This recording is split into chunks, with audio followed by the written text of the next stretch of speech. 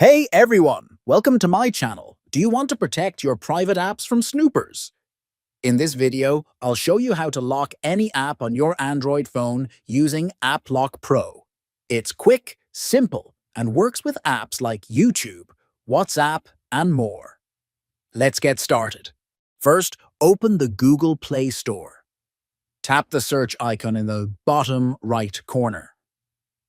Type AppLock Pro in the search bar, find the app, and tap Install.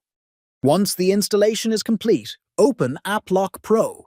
You'll be asked to set a password. You can choose between a 4-digit PIN, a 6-digit PIN, a pattern, or a knock code. Select the one you prefer and tap OK. Set password and confirm it. Now tap on Permit to give the app the necessary permissions. Follow the on-screen instructions to enable usage access and allow the app to draw over other apps. After setting up permissions, go to the Locked tab in AppLock Pro. Here, you'll find the apps available to lock.